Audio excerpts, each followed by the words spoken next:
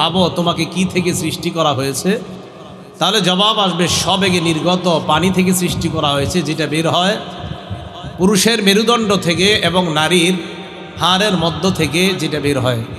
এটা বের হয় না, আমি আল্লাহর কুদরত সেখান থেকে বের হয়, আর ওইটার সংমিশ্রণে আমি তোমাকে এই মানুষ রূপ দান করলাম। তো আল্লাহ বলেন আমি তোমারে মানুষ বানাইলাম, কাইফা তাকফুরুনা বিল্লাহ, তা আল্লাহকে অস্বীকার করো কিভাবে? সূরা হজের 5 নম্বর আয়াতে আল্লাহ বলেন, ইয়া আইয়ুহান নাসু ইন্না খালাকনাকুম মিন তুরাব। আল্লাহ পাক রব্বুল আলামিন একটা অনুভূতি দিচ্ছে আমাদেরকে, মানে প্রথমে বলছে ইয়া আইয়ুহান নাসু ইন কুনতুম ফি রাইবিম মিনাল বাস, তোমরা যদি পুনরুত্থানের ব্যাপারে সন্দেহ করো, ফাইন্না খালাকনাকুম মিন তুরাব, তাহলে জেনে রাখো আমি তোমাদেরকে মাটি থেকে বানিয়েছি। মাটি মানি আমাদের মূল উপাদান মাটি, আমাদের আব্বাকে আল্লাহ মাটি দিয়ে বানিয়েছেন, এই মাটির মধ্যে পানি দিয়েছেন আল্লাহ। মিন সুলালা, আব্বা জান থেকে পানি বের হয়েছে আর আম্মা জান, এই তাদের দুইজনের পানির সংমিশ্রণে আল্লাহ দুনিয়ার মধ্যে মানব জাতির অস্তিত্বটা আল্লাহ এনেছেন। তো আব্বা আম্মা ওনাদের মাধ্যমে এরপরে আস্তে আস্তে দুনিয়াতে মানুষ আসছে। তো ফাইন্না খালাকনাকুম মিন তুরাব, মাটি থেকে বানিয়েছি তোমাদেরকে। মানুষের বানানো, মানুষ আমি আপনি আমরা, আমাদের মূল উপাদান মাটি। এবং এটা যদি বর্তমানে বিজ্ঞান যদি পরীক্ষা করে, তো দেহের মধ্যে বিশাল একটা অংশ তারা পরীক্ষা করে পেয়েই যাবে এখানে মাটি আছে। সুম্মা মিন নুতফা, তো মা বাবার থেকে সবেগে নির্গত পানি বের হয়, সেটার মাধ্যমে ইস্তাকাররাতিন নুতফাতু ফি রাহমিল উম্মি অথবা ফি আরহামিল মারআ, সবেগে নির্গত পানিটা মায়ের রেহেমের মধ্যে স্থির হয় 40 ইয়াওমান, 40 দিন। কয়দিন? 40 দিন এটা স্থির হয়। হওয়ার পর সুম্মা তানকালিবু, এরপর এটা রূপান্তরিত হয়। কিভাবে? সুম্মা তানকালিবু আলাকাতান হামরা, এরপর এটা লাল জমাট রক্তে রূপান্তরিত হয়। রূপান্তরিত হওয়ার পর ফাত্তামকুসু 40 ইয়াওমা, আবার 40 দিন থাকে। থাকার পর সুম্মা তাকুনু মুদগা, এরপর একটা গোস্তের টুকরায় পরিণত হয়। সহিহ বুখারীর বর্ণনা আসছে এই ব্যাপারে, হাদিস নাম্বার 6594 নম্বর হাদিসের বর্ণনা। এই হাদিসের মধ্যে আসছে রাসূল আকরাম সাল্লাল্লাহু আলাইহি সাল্লাম ইরশাদ করেন, আব্দুল্লাহ ইবনে মাসউদ রাদিয়াল্লাহু তাআলা আনহুর বর্ণনা, তিনি বলেন, ইন্না আহাদাকুম ইউজমাউ ফি বাতনি উম্মিহি 40 ইয়াওমা, তোমাদের প্রত্যেকে মায়ের রেহেমের মধ্যে প্রথমে নাপাক পানি হিসাবে 40 দিন তোমার অবস্থান ছিল। সুম্মা আলাকাতান মিসলা যালিকা, এরপর জমাট রক্ত হয়ে আবার 40 দিন। সুম্মা ইয়াকুনু মুদগাতান কাযালিক, এরপর 40 দিন পর আবার গোস্তে রূপান্তরিত হয়। আবার 40 দিন যাওয়ার পর সুম্মা ইয়াবাসুল্লাহু মালাকা, আল্লাহ একজন ফেরেশতা পাঠায় দেয়। ফায়ুমারু লাহু বি40, এই ফেরেশতাকে 4টা হুকুম দেওয়া হয়। মুখস্থ রাখবেন আজকে থেকে। পেটের মধ্যে মায়ের পেটে গোস্তে রূপান্তরিত হওয়ার পর 40 দিন পর একজন ফেরেশতা আল্লাহ পাঠায়, তাকে কয়টা আদেশ দেওয়া হয়? 4টা। 1 নাম্বার রিজকিহি, আপনি দুনিয়াতে আসলে আপনার রিজিক কি হবে এটা লিখে দেওয়া হয়। 2 নাম্বার আজালিহি, আপনার মরণ কখন হবে এই বিষয়টার ব্যাপারে আদেশ করা হয়। 3 নাম্বার আও শাকিয়ুন, আপনি হতভাগা হবেন কিনা এটা লিখে দেওয়া হয়। 4 নাম্বার আও সাঈদ, আপনি সৌভাগ্যবান হবেন কিনা এটা লিখে দেওয়া হয়। খুব বেশি দোয়া করা, আপনার সন্তান যখন বিবির পেটে আসবে, আল্লাহ গোস্তে রূপান্তরিত হওয়ার পরেই তো ফেরেশতা পাঠিয়ে দিবেন। আল্লাহ মাবুদ গো, কি লিখবেন এটা আপনিই ভালো জানেন। আল্লাহ আমার এই সন্তান এটা সৌভাগ্যবান সন্তান যেন হয়, খুব বেশি পরিমাণে আল্লাহর কাছে দোয়া করেন। তাহলে ফেরেশতাকে কয়টা হুকুম দেওয়া হয়? 4টা হুকুম দেওয়া হয়। এই 4 হুকুম দেওয়া হয়, ফেরেশতা ওই 4টা হুকুম যথাযথভাবে পালন করে। রসুল আকরাম সাল্লাল্লাহু আলাইহি সাল্লাম বলেন, এইভাবে মায়ের পেটের মধ্যে একটা সন্তান তৈরি হয়, হওয়ার পর যখন ওই সন্তানের খাবারের প্রয়োজন হয়, তখন তার নাভির সাথে মায়ের পেটের মধ্যে আল্লাহ পাক রব্বুল আলামিন পাইপের মতো সৃষ্টি করে দেয়। মা যেই খাবারটা খায় ওই খাবারে রক্ত হয়ে ওই পাইপের সাহায্যে সন্তানের পেটে খাবার হিসাবে আল্লাহ পৌঁছায়। মুখ কেন আল্লাহ ব্যবহার করেন নাই? নাভি কেন আল্লাহ ব্যবহার করলেন এই সন্তানের খাদ্য হিসাবে? রক্ত পাক না নাপাক? রক্ত পাক না নাপাক? আল্লাহ পাক রব্বুল আলামিন রক্তটা মুখ দিয়ে আল্লাহ না খাওয়িয়ে কেন নাভির মাধ্যমে, পাইপের মাধ্যমে নাভি দিয়ে তার পেটে নিলেন? আল্লাহ এই কারণে নাভির মাধ্যমে নাপাক রক্ত ওই বাচ্চাটার পেটের মধ্যে পৌঁছিয়ে দেয়। আল্লাহ মুখের মাধ্যমে ওই নাপাক খাবার কেন নিলেন না? ওই সন্তান দুনিয়াতে আসার পর তার মুখটা যেন পবিত্র থাকে, ওই পবিত্র মুখ দিয়ে যেন আল্লাহর স্মরণ করতে পারে, আল্লাহর নাম যেন নিতে পারে। এই জন্য মুখ, পবিত্র মুখ আল্লাহ ব্যবহার করে নাই। আল্লাহ কত মহান! এইভাবে পেটে যখন বড় হন, আল্লাহ বলেন ওয়া নুকিরু ফিল আরহামি মা নাশাউ ইলা আজালিম মুসাম্মা। মায়ের পেটের মধ্যে যতদিন ইচ্ছা আমি আল্লাহ রেখে দেই। যতদিন কেন?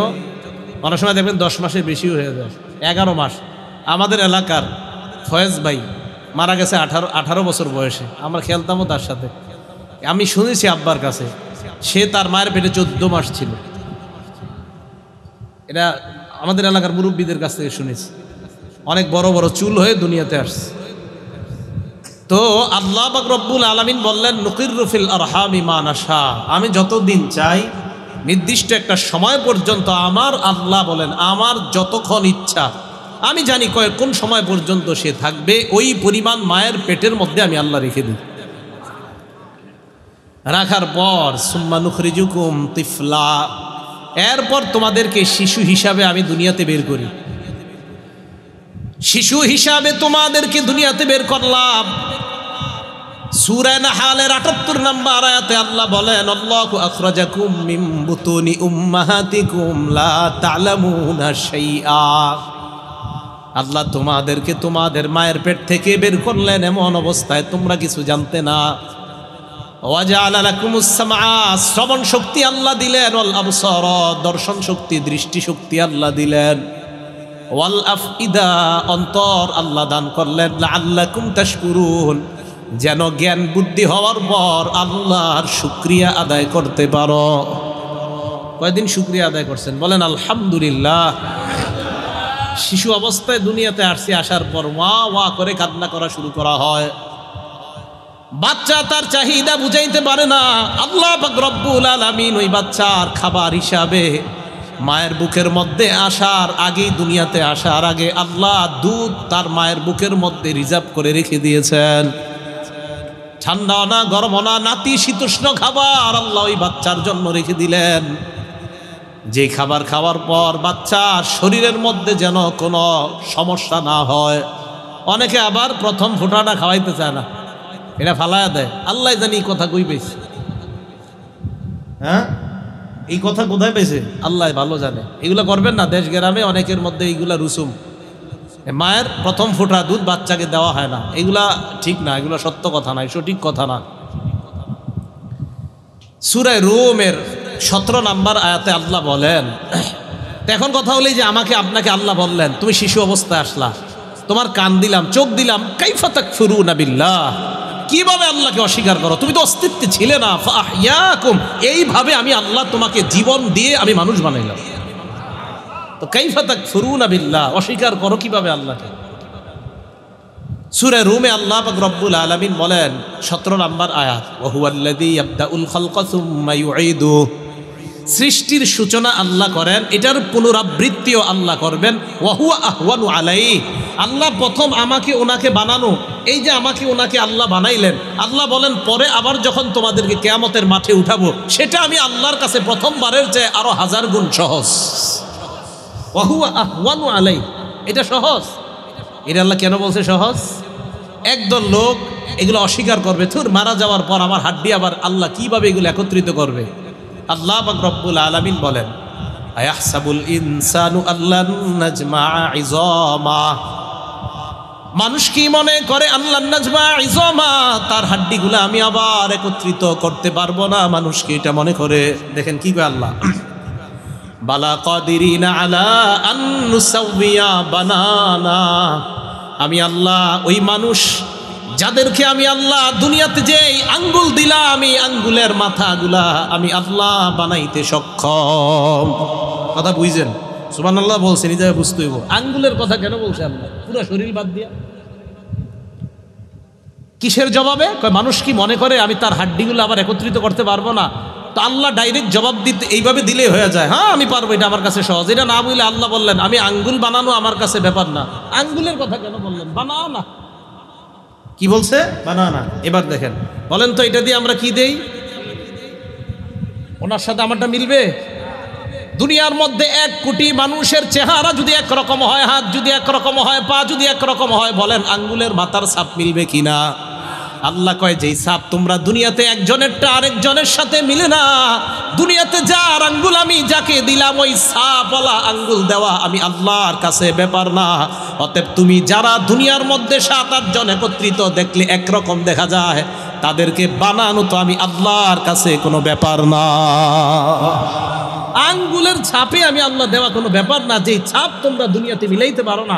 তাই আল্লাহ বললেন বালা কাদিরিনা আলা আন নুসাউইয়া বানানা, যার আঙ্গুল তাকে আমি আল্লাহ দান করব। মানে তোমাদের দুনিয়ার আঙ্গুলের ছাপগুলা পৃথিবীতে কেউ নকল করতে পারে না, তো যেটা কেউ নকল করতে পারো না এটাই আমার কাছে কোনো ব্যাপার না।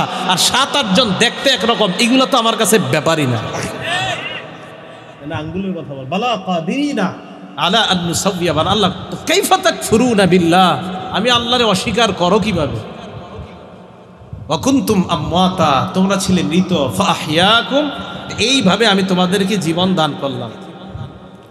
সূরা রুমের 40 নম্বর আয়াতে আল্লাহ কি বলে দেখেন, আল্লাহুল্লাযী খালাকাকুম সুম্মা রাযাকাকুম, আমি আল্লাহ তোমাদেরকে সৃষ্টি করলাম, এরপর তোমাদেরকে রিজিক দিলাম, সুম্মা ইউমিতুকুম, আবার তোমাদেরকে আমি আল্লাহ মৃত্যু দান করব, সুম্মা ইউহয়িকুম, আবার তোমাদেরকে আমি আল্লাহ জীবন দান করব। এই জায়গায় তাকান, তাকায় দেখেন অনেক মানুষের দাড়ি সাদা হয়ে গিয়েছে, অনেকের কালো, অনেকের সাদা। 56 নম্বর আয়াতে আল্লাহ বলেন, 54 থেকে ওই 9 নম্বর পৃষ্ঠা শুরু করছে, ফানজুর ইলা আসারি রহমাতিল্লাহ, 21 পারা 9 নম্বর পৃষ্ঠা। তো বলতে আল্লাহুল্লাযী খালাকাকুম মিন দুফিন, আল্লাহ পাক রব্বুল আলামিন খালাকাকুম, যিনি তোমাদেরকে সৃষ্টি করেছেন, মিন দুফিন, দুর্বলতা থেকে, দুর্বল বস্তু থেকে। ওই যে দুর্বল, ওই পানি, দুর্বল বস্তু পানি, এটা কিছুই ছিল না, পৃথিবীর মানুষের দাও বানাইতে বলো, পারবে না। এরপরে আল্লাহ বলেন সুম্মা জাআলা মিন বাদি দুফিন কুওয়া, দুর্বলতার পর তোমাদেরকে শক্তিশালী বানাইছি। বলেন শক্তিশালী বানাইছে কে? সুম্মা জাআলা মিন বাদি কুওয়াতিন দুফা ওয়া শাইবান, শক্তিশালী বানানোর পর 50-60 বছর পর আবার দুর্বল, আবার বৃদ্ধ বানায় কে? তো আল্লাহ বলেন এই দুর্বলতার পর আবার শক্তি, আবার শক্তির পর আবার দুর্বল, আবার বৃদ্ধ। ওয়া হুয়াল আলিমুল কাদির, আমি আল্লাহ সব জানি, আল কাদির, সব কিছুর উপর আমি আল্লাহ ক্ষমতাবান। রুমের 54 থেকে 56 নম্বর আয়াতগুলোতে আল্লাহ পাক রব্বুল আলামিন সবিস্তারে আলোচনা করেছেন। এখন বলেন তো, আমরা একসময় অস্তিত্ব ছিল না, আমাদেরকে এই জীবন নামক অস্তিত্ব, এই জীবনকে দান করেছেন তো আল্লাহ এটাই বলছে কাইফা তাকফুরুনা বিল্লাহ, তো আল্লাহকে অস্বীকার করো কিভাবে? আমাদের দেশে অথবা সারা পৃথিবীতে একদল মানুষ, তারা চিন্তা করার আর জিনিস পায় না। আমি তো মনে করি যে আল্লাহ বলছে আঙ্গুলের কথাটা, এটা গবেষণা যদি করে, যারা আল্লাহরে মানতে চায় না, এই জায়গাটা গবেষণা করলেই তারা ইসলাম গ্রহণ করবে। যারা আল্লাহকে অবিশ্বাস করে, বিশ্বাস করে না, তো তারা এই চিন্তাটা কেন করে না? আমি সামান্য পানি থেকে এরকম একটা মানুষ হয়ে গেলাম, আমার হাত হয়ে গেল, আমার পা হয়ে গেল, এই চিন্তা ভাবনা করেই তো তার জীবন শেষ হয়ে যাবে। উনি আসছে, আল্লাহ আছে না নাই, এই চিন্তা নিয়ে আপনি নিজের নিয়ে চিন্তা করেন, এই সৃষ্টিটা নিয়ে আপনি চিন্তা করেন, স্রষ্টাকে খুঁজে পেয়ে যাবেন। এবার আসেন পরের অংশে যাই। তাহলে আল্লাহরে কিভাবে অস্বীকার করো? ফাহইয়াকুম, তিনি জীবন দিলেন। কুনতুম আমওয়াতা, তোমরা মৃত ছিলে, ফাহিয়াকুম, তোমাদেরকে জীবন দিলেন। তাহলে বলেন আমরা একসময় ছিলাম না, আমরা কিছুই ছিলাম না, এই বর্তমান আমাদেরকে জীবনটা কে দিয়েছেন? কিন্তু নমরুদ কয় না, আমিও জীবন দেই, আমিও মরণ দেই। কে কয় এই কথা? নমরুদ। আল্লাহ বলেন, আলাম তারা ইলাল্লাযী হাজ্জা ইব্রাহিমা ফি রাব্বিহি আন আতাহুল্লাহুল মুলক। আপনি কি ওই ব্যক্তিকে দেখেন নাই যে ব্যক্তি ইব্রাহিম নবীর সাথে ঝগড়া করেছে তার রবের ব্যাপারে, যে রব তাকে রাজত্ব দান করেছে, তাকে ক্ষমতায় বসিয়েছে, যে রব, ওই রব ইব্রাহিম নবীর সাথে ওই রবের ব্যাপারে ঝগড়া করছে। নমরুদ দাবি করে বসে আমা রব্বুকুম, আমি রব। ফেরাউন দাবি করে আমি রব। ইব্রাহিম নবী নমরুদকে বলল, আল্লাহ পাক রব্বুল আলামিন ইহয়ী ওয়া ইউমীত, আল্লাহ জীবন দেয়, আল্লাহ মরণ দেয়। নমরুদ জবাবে কয় ফানা উহয়ী ওয়া উমীত, আমিও জীবন দেই, আমিও মরণ দেই। নাউযুবিল্লাহ। ইব্রাহিম নবী কয় আল্লাহ জীবন দেয়, আল্লাহ মরণ দেয়। নমরুদ কয় আনা উহয়ী ওয়া উমীত, আমি জীবন দেই, আমি মরণ দেই। তো ইব্রাহিম নবী কয় আপনি জীবন দেন, মরণ দেন? কয় হ্যাঁ। কয় কিভাবে? দুইজন ব্যক্তিরে ধরছে। কসসুন নবীন পড়ছেননি ছাত্ররা? আল্লাহ জানে, এখানে দেখবেন আসছে এটা। দুই ব্যক্তিকে ডাকছে, ডাকার পর একজনকে জেলখানায় বন্দি করছে, আরেকজনে আপনার মাইরা ফেলছে। আল্লাহুম্মা লাকাল হামদু ওয়া লাকাশ শুকর। জেলখানায় যারে বন্দি রাখছে আরেকজনকে মেরে ফেলছে। মেরে ফেলার পর জেলখানায় যাকে বন্দি রাখছে তাকে কিছুদিন পরে ছেড়ে দিয়েছে নমরুদ। ছেড়ে দেওয়ার পর ইব্রাহিম নবীর কয় দেখো আনা উহয়ী ওয়া উমীত, আমি একজনকে জেলখানায় রাখলাম, জিন্দা অবস্থায় রাখলাম, ছেড়ে দিলাম। আরেকজনকে আমি মৃত্যু দিলাম, এর মানে আমি জীবন দেই, আমি মরণ দেই। ইব্রাহিম নবীকে আল্লাহ সূক্ষ্ম বুদ্ধির অধিকারী বানিয়েছেন। ইব্রাহিম নবী বললেন ফাইন্নাল্লাহা ইয়াতি বিশ-শামসি মিনাল মাশরিক, আল্লাহ পাক রব্বুল আলামিন সূর্য প্রতিদিন পূর্ব দিক থেকে উঠায়। আপনি যদি রব হন ফাতি বিহা মিনাল মাগরিব, সূর্যটা পশ্চিম দিক থেকে উঠান। ফাবুহিতাল্লাযী কাফার, হেরে গেছে, ঝগড়ায় আর পারে নাই, ঝগড়ায় পরাস্ত হয়ে গেছে। এই জন্য আমাদের সমাজে অনেককে দেখা যায় এরা কি করবে, আপনার শুধু আপনাকে জায়গায় জায়গায় এটা সেটা শুধু শুধু বুঝাবে। আলেম ওলামাদের সাথে যখন বসবে 2-3 মিনিটও টিকবে না। তো এই জন্য সাধারণ জনগণ যারা, তাদের কি বুঝাবে আমি এই আমি সেই। নমরুদও সাধারণ জনগণকে বুঝাইছে আমি রব, আমি এই, আমি জীবন দেই, আমি মরণ দেই। ইব্রাহিম নবীর সাথে সামান্য সময়ও টিকতে পারে নাই।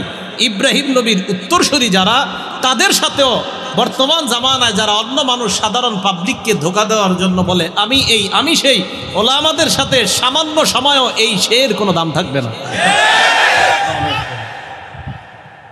তো ইব্রাহিম আলাইহিস সালাতু ওয়াস সালাম বললেন আল্লাহ সূর্য উঠায় পূর্ব দিক থেকে, আপনি পশ্চিম দিক থেকে উঠান। বাস, আর কোনো কথা কয় না, জবাব দেয় না।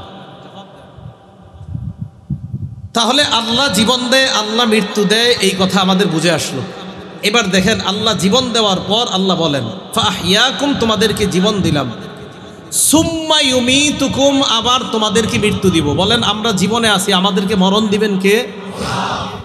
সুম্মা ইউহয়ীকুম, এই মৃত্যু দেওয়ার পর আবার তোমাদেরকে পুনরায় জীবন দান করবেন কে?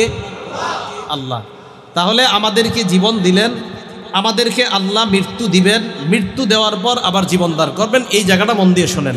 আমরা ছিলাম না, আমাদেরকে জীবন দিলেন, আবার আমাদেরকে মৃত্যু দিবেন, আবার আমাদেরকে আল্লাহ জীবন দিবেন।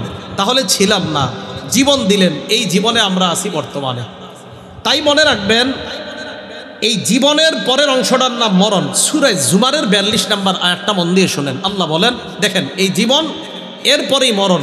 আল্লাহ বলেন আল্লাহু ইয়াতাওয়াফাল আনফুসা হিনা মাউতিহা, আল্লাহ পাক রব্বুল আলামিন মানুষের মরণের সময় তাদের আত্মাগুলা কবজা করে নেয়। বলেন আমাদের মরণের সময় আমাদের আত্মাগুলা, রূহগুলা কবজা করে নেয় কে?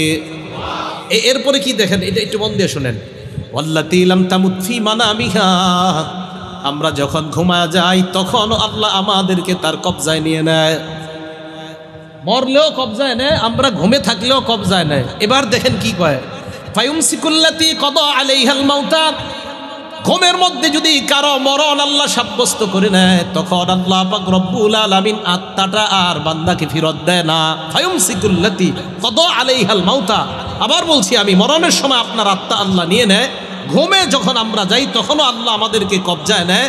ওই তখন কবজায় নেওয়ার পর আল্লাহ পাক রব্বুল আলামিন যদি ঘুমের মধ্যে মরণের ফায়সালা করে নেয়, ফায়ুমসিকুল্লাতি কদা আলাইহা, আল্লাহ আত্মাটা রেখে দেয় আর ফেরত দেয় না। আর যদি ফায়সালা করে না আমার বান্দা আরো বাঁচবে, ওয়ায়ুরসিলুল উখরা ইলা আজালিম মুসাম্মা, আল্লাহ পাক রব্বুল আলামিন অন্যদেরকে নির্দিষ্ট সময় পর্যন্ত এই আত্মাটা ফেরত দেয় যে আমি আল্লাহ যখন চাইব তখন তুমি মৃত্যুবরণ করবে। এখন একটা ভাবনার বিষয় এসে গেছে, কি ঘুমে থাকলেও আমি আপনি মরে যেতে পারি? বলেন, ঘুমে থাকলে হেডফোন কানে দিয়ে গান শুনতে শুনতে মরে গেছে, হেডফোন কানে দিয়ে গান শুনতে শুনতে মারা গেছে। এটা কেন বললাম? মুসলিম শরীফের একটা হাদিস শোনাবো তাই বললাম। টেলিভিশন ছাইরা নাটক সিনেমা চলতেছে, উনি দেখতে দেখতে মারা গেছে। কথাগুলো মন দিয়ে বুঝেন। এই কথা আমি কেন বলতেছি? একটা হাদিস শোনাবো তাই বলতেছি।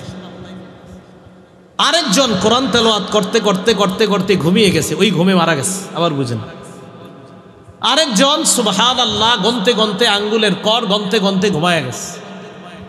আরেকজন সূরা ইখলাস পড়তে পড়তে ঘুমিয়ে গিয়েছে। বলেন, গান শুনতে শুনতে ঘুমিয়ে যাওয়া আর ইখলাস পড়তে পড়তে ঘুমিয়ে যাওয়ার মধ্যে পার্থক্য আছে না নাই? কি পার্থক্য? এবার হাদিস শুনুন।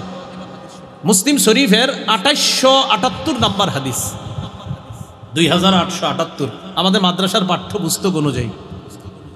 এই হাদিসের মধ্যে রাসূল আকরাম সাল্লাল্লাহু আলাইহি সাল্লাম বলেন, قال رسول الله صلى الله عليه وسلم يبعث كل عبد على ما مات, কিয়ামতের ময়দানে প্রত্যেকটা বান্দাকে ওই অবস্থায় উঠানো হবে যেই অবস্থায় বান্দা মারা যায়।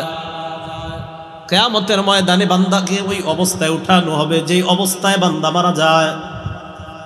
একবার ভাবেন, নাটক সিনেমা দেখা অবস্থায় আপনার মরণ যদি হয়, সূরা ইখলাস পড়তে পড়তে আপনার মরণ যদি হয়, গান শুনতে শুনতে যদি আপনার মরণ হয়, টিভি দেখতে দেখতে যদি আপনার মরণ হয়, কোরআন পড়তে পড়তে যদি আপনার মরণ হয়, আল্লাহ নবী বলেন ইউবাসু কুল্লু আবদিন আলা মা মাত, প্রত্যেকটা বান্দা কিয়ামতের ময়দানে ওই অবস্থায় উঠবে যেই অবস্থায় তার মরণ হয়। মুসলমান, আপনারা যদি রাতের বেলা নবীর সুন্নাহ আমল করতে করতে মারা যান, কিয়ামতের ময়দানে সুন্নত জিন্দাকারী অবস্থায় আল্লাহ আপনাকে উঠাবেন। নবীর সুন্নত জিন্দাকারী অবস্থায় আপনাকে আল্লাহ উঠাবেন কিয়ামতের ময়দানে। এই জন্য আমাদের জাগ্রত অবস্থা। তাহলে আবার আসেন, আমরা ছিলাম না, আমাদেরকে জীবন দিলেন, আবার আল্লাহ আমাদেরকে মরণ দিবেন। আর এই মরণ দেওয়ার অবস্থা বললাম দুইটা। জাগ্রত অবস্থায় আমাদের রূহ নিয়ে যেতে পারেন, আবার ঘুমন্ত অবস্থায় ঘুমের মধ্যেই আমাদের আত্মা আল্লাহ কবজায় নিয়ে নিয়ে চাইলে ফেরত দিবে, না চাইলে আল্লাহ ফেরত দিবে না। এটা আল্লাহর ইচ্ছা। এই জন্য ঘুমের সময় আপনি একটা দোয়া পয়রা ঘুমানো, যেই দোয়াটা আল্লাহর কাছে এইভাবে বলা। সহিহ বুখারী 6320 নম্বর হাদিসের বর্ণনা, আবু হুরায়রা রাদিয়াল্লাহু তাআলা আনহুর বর্ণনা। তিনি বলেন, ক্বালা রাসূলুল্লাহ সাল্লাল্লাহু আলাইহি ওয়াসাল্লাম ইযা আওয়াইতা ইলা ফিরাশিকা, তুমি যখন তোমার বিছানায় যাও, বিছানায় যাওয়ার পর ফালয়ানফুদ, নবীজি বলেন তোমরা যখন তোমাদের বিছানায় যাও প্রথম তোমাদের কাজ হলো ফাতাওয়াদ্দা ওযুআকা লিস-সালাত, নামাজের জন্য যেইভাবে ওযু করো এইভাবে তোমরা ওযু করবা। এরপর নবী বলেন ইযা আওয়া আহাদুকুম ইলা ফিরাশিহি, তোমাদের কেউ যখন বিছানায় যায়, ফালয়ানফুদ ফিরাশাহু বিদাখিলাতি ইজারিহি, লুঙ্গির নিচের অংশ দিয়ে এইভাবে বিছানাটা মুছবা, ঝাড়ু দিবা। অন্য বর্ণনা আসছে সালাসা মাররাত, 3 বার ঝাড়ু দিবা। দেওয়ার পর কি করবেন? তিরমিজি শরীফের 3398 নম্বর হাদিসে আসছে, দেওয়ার পর এমন করবেন, এই যে শুইবেন যখন হাত মাথার নিচে রাখবেন, রাখার পর আল্লাহরে বলবেন আল্লাহুম্মা কিনি আযাবাকা ইয়াওমা তাবাসু ইবাদাক, আল্লাহ যেদিন আপনি আপনার বান্দাদেরকে কিয়ামতের ময়দানে উঠাবেন সেদিন আপনি আপনার আযাব থেকে আমাকে বাঁচান। বাংলায় বলবেন, আল্লাহ কিয়ামতের মাঠে যেদিন উঠাবেন সেদিন আমাকে আপনার আযাব থেকে বাঁচান। এটা হলো মাথার নিচে হাত রাখা। এরপর মুসলিম শরীফের 2714 নম্বর হাদিস, রাসূল বলেন এরপর যখন শুইবা, আইয়ুকুম ইত্তাজা আলা শিক্কিহিল আইমান, ডান কাত হয়ে শুইবা। শোয়ার পর আবার বুখারীর 6320 নম্বর হাদিসের বর্ণনা, যখন তুমি ডান কাত হয়ে শুইবা তখন বলবা বিসমিকা রাব্বি ওয়াদাতু জামবি, আল্লাহ আপনার নামে আমার দেহটা বিছানায় লাগাইলাম, ওয়াবিকা আরফাহু, আপনি চাইলে আবার দেহ বিছানা থেকে উঠাবো। আবার বুঝছেন, আল্লাহ আমাদের ঘুমের মধ্যে আত্মা কবজায় নিয়ে নেয়, চাইলে আল্লাহ ফেরত দিবেন। নবীজি আমাদেরকে শিখায় দেয়, তুমি বলবা মাবুদ তোমার নামে আমি আমার দেহটা বিছানায় লাগাইলাম, আবার তোমার নামে আমার দেহ বিছানা থেকে উঠাবো। ইন আমসাকতা নাফসি, আল্লাহ আপনি যদি আমার জানটা কবজায় নিয়ে নেন আমার ঘুমের মধ্যে, ফারহামহা, আমার জানের প্রতি আপনি দয়া করেন। আল্লাহ ঘুমের মধ্যে যদি আমার জানটা আপনি রাইখা দেন আর যদি ফেরত না দেন, ফারহামহা, আপনি দয়া করেন। এটা বুখারীর বর্ণনা, মুসলিম শরীফ আসছে, ফাগফির লাহা, আল্লাহ আমার ঘুমের মধ্যে যদি আমার জানটা আপনার কাছে নিয়ে নেন, মেহেরবানি করে আমার এই জানের সব গুনাহগুলো মাফ করে দিন। এবার আসেন, এই দোয়া পড়ে আপনি ঘুমাইছেন, তো আপনার আল্লাহ তাআলা আপনাকে উঠাবে এই অবস্থায়, কিন্তু আপনি গান শুনতে শুনতে ঘুমাইছেন। রাসূল আকরাম সাল্লাল্লাহু আলাইহি সাল্লাম বলেন, আর ওয়াইন আরসালতাহা, যদি আপনি আমার জানটা ফিরাইয়া দেন, মানে ফজরের আজানের সময় যদি আবার আমি উঠতে পারি, ফাহফাজহা বিমা তাহফাজু বিহি ইবাদাকাস সালিহিন, আমার জানটা ওইভাবে হেফাজত করবেন যেইভাবে আপনি আপনার নেককার বান্দাদেরকে হেফাজত করেন। এই দোয়া পয়রা যখন আগামীকাল ঘুম থেকে উঠবেন, ইনশাল্লাহ আল্লাহর জিম্মায় আপনি পরিচালিত হবেন। তাহলে আমাদের ঘুমন্ত অবস্থায় আত্মাটা আল্লাহ নিয়ে যেতে পারেন, আল্লাহ নিয়ে যান, নিয়ে যাওয়ার পর আল্লাহ চাইলে ফেরত দিবেন, আল্লাহ না চাইলে ফেরত দিবে না। তাহলে আমার আপনার মরণ জাগ্রত অবস্থায় হতে পারে, ঘুমন্ত অবস্থায় হতে পারে। তাই উভয় অবস্থা যেন আল্লাহর জিকির শূন্য আমাদের সময়গুলা না কাটি।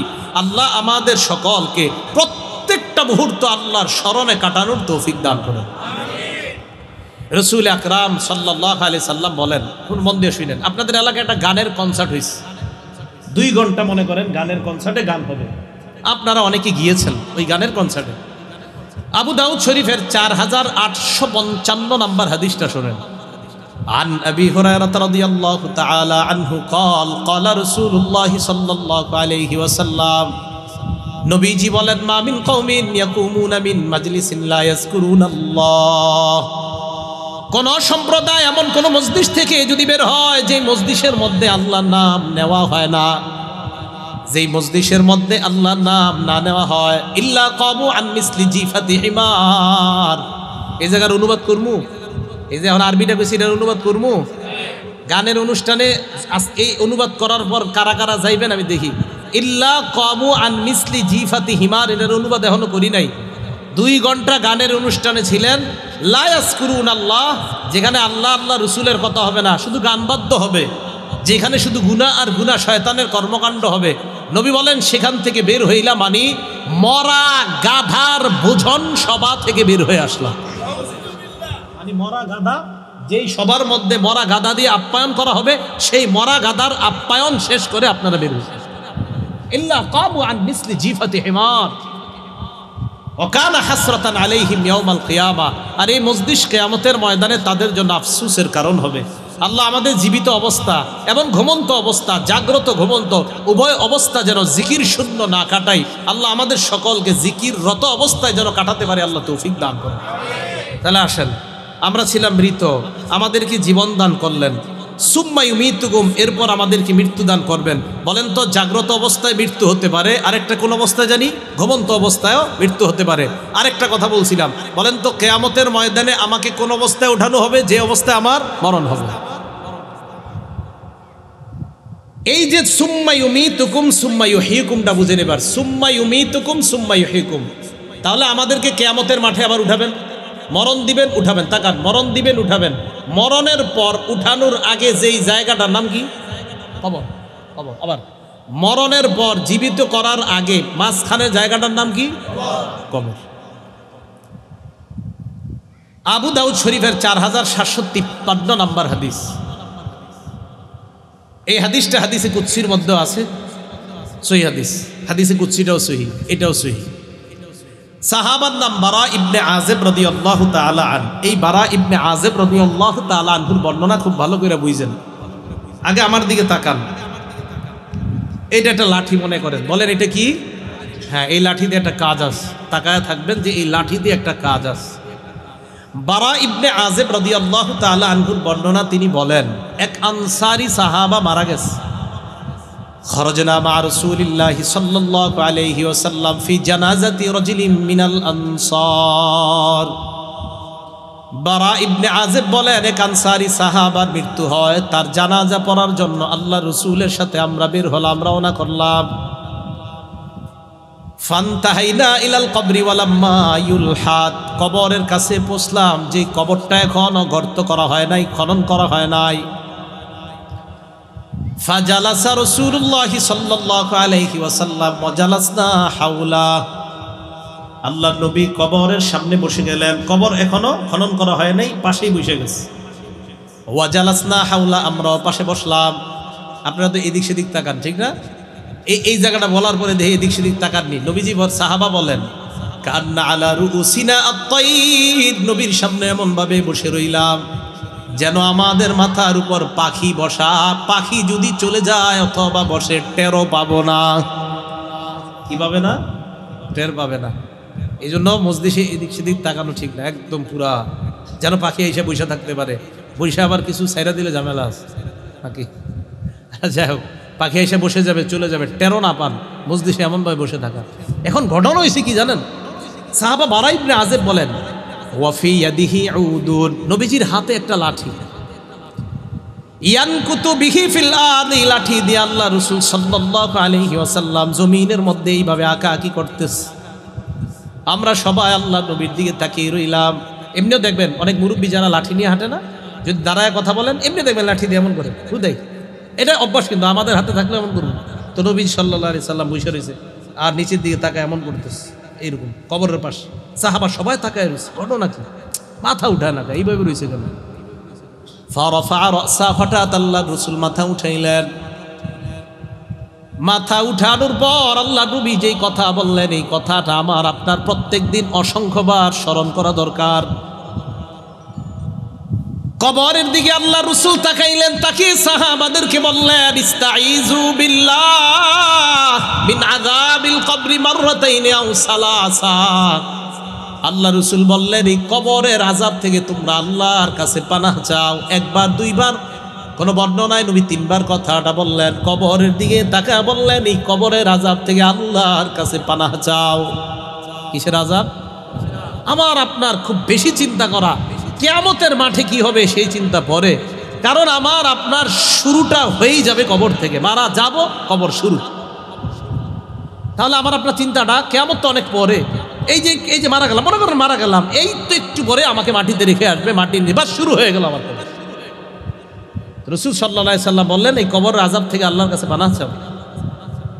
এই কথা বলার পর রাসূল আকরাম সাল্লাল্লাহু আলাইহি সাল্লাম বললেন, শোনো তোমরা, ফাইন্নাল আবদাল মুমিনা ইযা কানা ফি ইনকিতাইম মিনাদ দুনিয়া ওয়া ইকবালিম মিনাল আখিরাহ, ইমানদার বান্দা যখন দুনিয়া থেকে বিদায় নেওয়ার সময় হয়, নাজালা ইলাইহি মালাইকাতুম মিনাস সামাই বিদুল ওয়ুজুহ, সাদা সুন্দর চেহারা বিশিষ্ট অসংখ্য গণিত ফেরেশতা ওই ইমানদারের আত্মাটা স্বাগত জানিয়ে নিয়ে যাওয়ার জন্য তার সামনে উপস্থিত হয়ে যায়।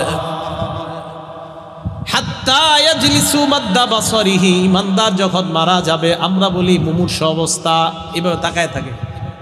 নবীজি বলেন, তার নজর যে পর্যন্ত যায়, তার দৃষ্টির শেষ সীমানা পর্যন্ত ফেরেশতারা সারিবদ্ধভাবে বসে যায়, একদম বসে যায়। ফেরেশতাদের সাথে আছে মাআহুম কাফনুম মিন আকফানিল জান্নাহ, জান্নাতের কাফনের কাপড় আছে ফেরেশতাদের সাথে। সুবহানাল্লাহ। কাফনের কাপড় কেন আনছে? আমরা লাশের লেগে কাফনের কাপড় কিনি নেই?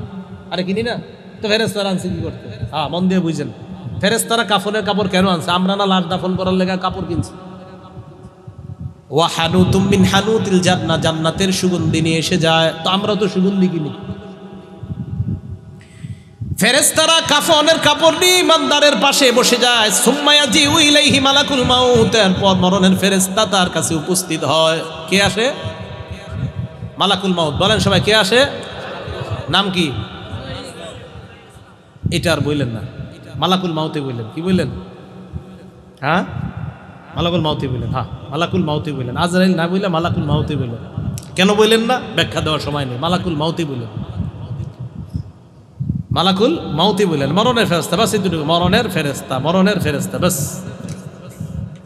তো মালাকুল মাউত উপস্থিত হয়ে যায় ওই বান্দার সামনে। ভাই আমার আপনার এই মরণটা যেন ইমানদার অবস্থায় আল্লাহ যেন আমাদেরকে নেয়, ফেরেশতারা যেন স্বাগত জানিয়ে আমাকে আপনাকে নিয়ে যায়, এমন ইমানওয়ালা জিন্দিগি যেন গঠন করতে পারি, আল্লাহ তৌফিক দান করুন। তো মালাকুল মাউত এসে গেছে। আসার পর তার মাথার সামনে হাদিসে আছে হাত্তা ইয়াজলিসা ইনদা রাসিহি, মাথার কাছে বসে ইমানদারের। বসার পর ইমানদারের কি কয় দেখেন, ইয়া আইয়াতুহা নাফসুত তাইয়্যিবা, হে পবিত্র আত্মা। সুবহানাল্লাহ, কি আত্মা? উখরুজি, তুমি বের হও। ইলা রাব্বিকি ইরজিই ইলা রাব্বিক, তুমি তোমার রবের দিকে ফিরে চলো। তো বলতেছে ইলা রিদওয়ানিল্লাহ ইলা মাগফিরাতিম মিনাল্লাহি ওয়া রিদওয়ানিল্লাহ। দেখেন কি কয়, হে পবিত্র আত্মা তুমি বের হও রবের সন্তুষ্টির দিকে। আর মানি ফেরেশতা ডাক দিয়ে বলতে থাকে তোমার জন্য দুইটা সুসংবাদ। আত্মা বের হওয়ার সময় দুইটা, এক আল্লাহ তোমাকে মাফ করে দিয়েছেন, আল্লাহ তোমার প্রতি পরিপূর্ণ সন্তুষ্ট। কোরআনে আল্লাহ বলেন রাদিয়াতাম মারদিয়া, সন্তুষ্ট চিত্তে সন্তোষ ভাজন হয়ে। সূরা ফাজর 27 থেকে 30 নম্বর আয়াত। বান্দা এমন অবস্থা আল্লাহর দিকে রওনা হবে, আল্লাহ বান্দার প্রতি সন্তুষ্ট, বান্দাও আল্লাহর প্রতি সন্তুষ্ট। আল্লাহ আমাদের সকলকে এমন মৃত্যু দান করেন। তো আত্মাটা বের করে আমার দিকে তাকান, এই মুখের দিকে তাকান, এটার দিকে তাকান, এদিকে তাকাই তো আর কথা বললেন না। এই দেখেন এবার এটার দিকে তাকান, এক ফোঁটা পানি পড়বে দেখেন। রাসূল সাল্লাল্লাহু আলাইহি সাল্লাম বলেন ফাতাখরুজু তাসিলু কামা তাসিলুল কতরাতু, বেরিয়েছে দেখছেন, মিন ফিস সিকা, পাত্রের শেষ পানি ফোঁটা আস্তে আস্তে যেমন বের হয়, ইমানদারের আত্মাটা ঠিক এমন আস্তে আস্তে ফেরেশতা বের করে নিয়ে আসে। তাসিলুল কতরাতু মিন ফিস সিকা, যেইভাবে পাত্র থেকে, পাত্রের মুখ থেকে আস্তে আস্তে বের হয়, এইভাবে বের হয়। বের হওয়ার পর ওলামারা ছাড়া অন্যরা বলবেন, বলেন তো ফেরেশতারা কি নিয়ে আসছে? কাফনের কাপড়, জান্নাতের কাফনের কাপড়। মালাকুল মাউত যখন তার আত্মাটা নেয়, ফাআখাযাহা, আত্মাটা মালাকুল মাউত নেয়। নেওয়ার পর সামনে যারা বসা, লাম ইয়াদাউহা ফি ইয়াদিহি তরফাতা আইন, চোখের পলক পরিমাণও তার কাছে আত্মাটা রাখতে দেয় না। সামনে যারা বসা, কেন? আমরা খুব আগ্রহ নিয়ে আসছি, আপনি এতক্ষণ রাখা দরকার নেই, আপনি তো বের করছেন, তাড়াতাড়ি আমাদের এই জান্নাতের কাফনের কাপড়ের মধ্যে দিয়ে দিন। ইমানদারের আত্মা। তাহলে বোঝা গেল জান্নাতের কাফনের কাপড় নিয়ে আসি ইমানদারের আত্মা নেওয়ার জন্য, আর আমরা কাফনের কাপড় আনি ইমানদারের লাশ দাফন করার জন্য। দেহটা মনে থাকবে না? দেহ দাফন করার জন্য আমরা কিনি দুনিয়ার কাপড়, আর ইমানদারের আত্মা নেওয়ার জন্য আল্লাহ ফেরেশতাদের মাধ্যমে জান্নাতের কাফনের কাপড় পাঠায়। ফেরেশতারা ওই আত্মাটা কাফনের কাপড় দিয়ে পেঁচায়, পেঁচানোর পর সুগন্ধি লাগায়। আত্মাটা পেঁচানোর পর ফায়াসাদুনা বিহা ইলাস সামা, ফেরেশতারা বিশাল বড় একটা বহর নিয়ে ওই ইমানদারের আত্মা নিয়ে আল্লাহর আসমানের দিকে রওনা হয়। সামনে যারা ফেরেশতা, তারা যখন ওই ফেরেশতাদের দিকে তাকায় বলে মা হাদার রূহুত তাইয়্যিব, এই পবিত্র আত্মা নিয়ে কোথায় যাও? কার আত্মা? কয় ফুলান ইবনু ফুলান, ওটা অমুকের সন্তান, অমুকের আত্মা। আমার আপনার নামটা যেন আল্লাহ ইমানদার অবস্থায় বলে, বিআসমাইহিল্লাতী কানু ইউসাম্মুনাহু বিহা ফিদ দুনিয়া, কয় তার সুন্দর নামটা বলবে, যে সুন্দর নামে দুনিয়াতে মানুষ তাকে ডাকতো, তাই নাম রাখতেও বড় সতর্কতা। ওই সুন্দর নামটাই বলবে, যেটা আব্দুর রহমানের ছেলে আব্দুল্লাহর আত্মা নিয়ে আল্লাহর কাছে রওনা করছে। এখন ঘটনা আরেকটা বোঝা যায় কি, নবীজি বলেন ইয়াখরুজু কাআতিয়াবি নাফহাতি মিসকিন ওয়াজিদাত আলাল আরদ, তার আত্মা থেকে এমন সুগন্ধ বের হয় পুরা পৃথিবীর ফেরেশতাদের নাকে এই সুগন্ধি পৌঁছে যায়। ইমানদারের আত্মা প্রথম আসমানের কাছে যখন যায়, ফায়াস্তাফতিহুনা, অনুমতি চায়, দরজা খুলেন আসমানের দরজা খুলছে। খোলার পর প্রথম আসমানের যে ফেরেশতা হাদিসের মধ্যে আসছে, ফায়ুশাইয়ুহু মিন কুল্লি সামাইন মুকাররিবুহা ইলাস সামাইল্লাতী তালিহা, প্রত্যেক আসমানের ফেরেশতা যাদের সামনে দিয়ে ইমানদারের আত্মাটা নিয়ে যায়। ভাবো তোমাকে কি থেকে সৃষ্টি করা হয়েছে? তাহলে জবাব আসবে সবেগে নির্গত পানি থেকে সৃষ্টি করা হয়েছে, যেটা বের হয় পুরুষের মেরুদণ্ড থেকে এবং নারীর হাড়ের মধ্য থেকে যেটা বের হয়, এটা বের হয় না, আমি আল্লাহর কুদরত সেখান থেকে বের হয়, আর ওইটার সংমিশ্রণে আমি তোমাকে এই মানুষ রূপ দান করলাম। তো আল্লাহ বলেন আমি তোমারে মানুষ বানাইলাম, কাইফা তাকফুরুনা বিল্লাহ, তা আল্লাহকে অস্বীকার করো কিভাবে? সূরা হজের 5 নম্বর আয়াতে আল্লাহ বলেন, ইয়া আইয়ুহান নাসু ইন্না খালাকনাকুম মিন তুরাব। আল্লাহ পাক রব্বুল আলামিন একটা অনুভূতি দিচ্ছে আমাদেরকে, মানে প্রথমে বলছে ইয়া আইয়ুহান নাসু ইন কুনতুম ফি রাইবিম মিনাল বাস, তোমরা যদি পুনরুত্থানের ব্যাপারে সন্দেহ করো, ফাইন্না খালাকনাকুম মিন তুরাব, তাহলে জেনে রাখো আমি তোমাদেরকে মাটি থেকে বানিয়েছি। মাটি মানি আমাদের মূল উপাদান মাটি, আমাদের আব্বাকে আল্লাহ মাটি দিয়ে বানিয়েছেন, এই মাটির মধ্যে পানি দিয়েছেন আল্লাহ। মিন সুলালা, আব্বা জান থেকে পানি বের হয়েছে আর আম্মা জান, এই তাদের দুইজনের পানির সংমিশ্রণে আল্লাহ দুনিয়ার মধ্যে মানব জাতির অস্তিত্বটা আল্লাহ এনেছেন। তো আব্বা আম্মা ওনাদের মাধ্যমে এরপরে আস্তে আস্তে দুনিয়াতে মানুষ আসছে। তো ফাইন্না খালাকনাকুম মিন তুরাব, মাটি থেকে বানিয়েছি তোমাদেরকে। মানুষের বানানো, মানুষ আমি আপনি আমরা, আমাদের মূল উপাদান মাটি। এবং এটা যদি বর্তমানে বিজ্ঞান যদি পরীক্ষা করে, তো দেহের মধ্যে বিশাল একটা অংশ তারা পরীক্ষা করে পেয়েই যাবে এখানে মাটি আছে। সুম্মা মিন নুতফা, তো মা বাবার থেকে সবেগে নির্গত পানি বের হয়, সেটার মাধ্যমে ইস্তাকাররাতিন নুতফাতু ফি রাহমিল উম্মি অথবা ফি আরহামিল মারআ, সবেগে নির্গত পানিটা মায়ের রেহেমের মধ্যে স্থির হয় 40 ইয়াওমান, 40 দিন। কয়দিন? 40 দিন এটা স্থির হয়। হওয়ার পর সুম্মা তানকালিবু, এরপর এটা রূপান্তরিত হয় কিভাবে? সুম্মা তানকালিবু আলাকাতান হামরা, এরপর এটা লাল জমাট রক্তে রূপান্তরিত হয়। রূপান্তরিত হওয়ার পর ফাত্তামকুসু 40 ইয়াওমা, আবার 40 দিন থাকে। থাকার পর সুম্মা তাকুনু মুদগা, এরপর একটা গোস্তের টুকরায় পরিণত হয়। সহিহ বুখারীর বর্ণনা আসছে এই ব্যাপারে, হাদিস নাম্বার 6594 নাম্বার হাদিসের বর্ণনা। এই হাদিসের মধ্যে আসছে রাসূল আকরাম সাল্লাল্লাহু আলাইহি সাল্লাম ইরশাদ করেন, আব্দুল্লাহ ইবনে মাসউদ রাদিয়াল্লাহু তাআলা আনহুর বর্ণনা, তিনি বলেন, ইন্না আহাদাকুম ইউজমাউ ফি বাতনি উম্মিহি 40 ইয়াওমা, তোমাদের প্রত্যেকে মায়ের রেহেমের মধ্যে প্রথমে নাপাক পানি হিসাবে 40 দিন তোমার অবস্থান ছিল। সুম্মা আলাকাতান মিসলা যালিকা, এরপর জমাট রক্ত হয়ে আবার 40 দিন।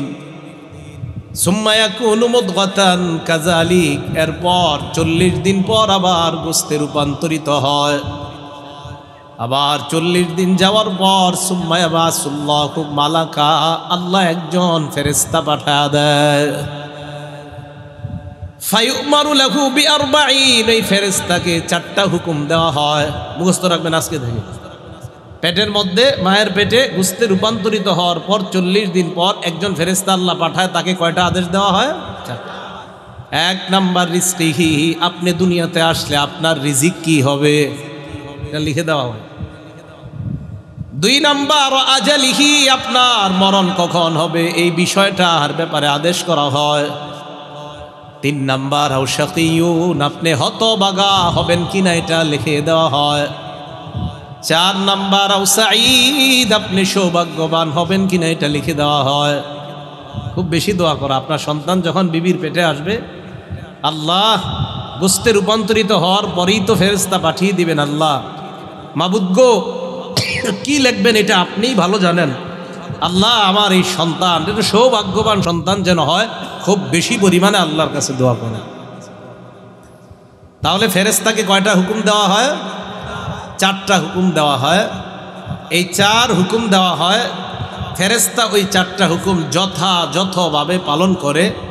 রাসূল আকরাম সাল্লাল্লাহু আলাইহি সাল্লাম বলেন, এইভাবে মায়ের পেটের মধ্যে একটা সন্তান তৈরি হয়, হওয়ার পর যখন ওই সন্তানের খাবারের প্রয়োজন হয় তখন তার নাভির সাথে মায়ের পেটের মধ্যে আল্লাহ পাক রব্বুল আলামিন পাইপের মতো সৃষ্টি করে দেয়।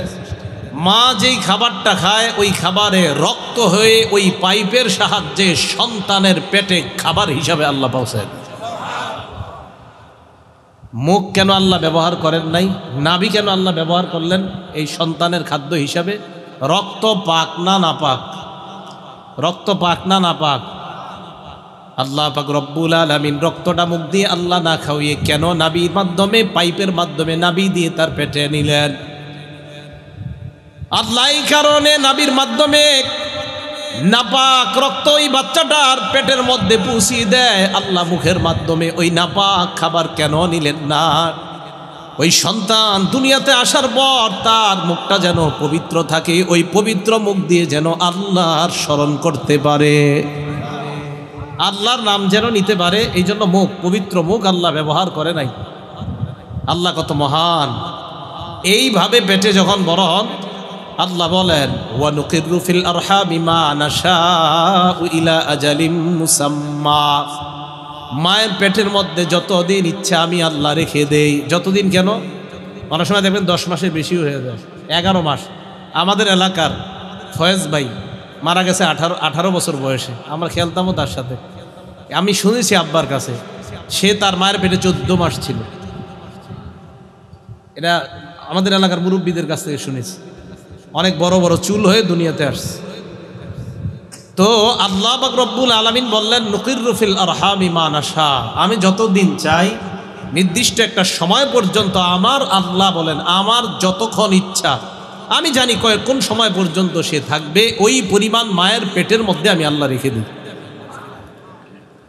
রাখার পর সুম্মা নুখরিজুকুম তিফলা, এরপর তোমাদেরকে শিশু হিসাবে আমি দুনিয়াতে বের করি। শিশু হিসাবে তোমাদেরকে দুনিয়াতে বের করলাম। সূরা নাহালের ৭৮ নম্বর আয়াতে আল্লাহ বলেন আল্লাহু আখরাজাকুম মিন বুতুনি উম্মাহাতিকুম লা তা'লামুনা শাইআ। আল্লাহ তোমাদেরকে তোমাদের মায়ের পেট থেকে বের করলেন এমন অবস্থায় তোমরা কিছু জানতে না। ওয়া জাআলা লাকুমুস সামআ, শ্রবণ শক্তি আল্লাহ দিলেন, ওয়াল আবসারা, দর্শন শক্তি, দৃষ্টি শক্তি আল্লাহ দিলেন, ওয়াল আফইদা, অন্তর আল্লাহ দান করলেন, লাআল্লাকুম তাশকুরুন, যেন জ্ঞান বুদ্ধি হওয়ার পর আল্লাহর শুকরিয়া আদায় করতে পারো। কয়দিন শুকরিয়া আদায় করছেন? বলেন আলহামদুলিল্লাহ। শিশু অবস্থায় দুনিয়াতে আসছে, আসার পর ওয়া ওয়া করে কান্না করা শুরু করা হয়। বাচ্চা তার চাহিদা বুঝাইতে পারে না। আল্লাহ পাক রব্বুল আলামিন ওই বাচ্চার খাবার হিসাবে মায়ের বুকের মধ্যে আসার আগেই, দুনিয়াতে আসার আগে আল্লাহ দুধ তার মায়ের বুকের মধ্যে রিজার্ভ করে রেখে দিয়েছেন।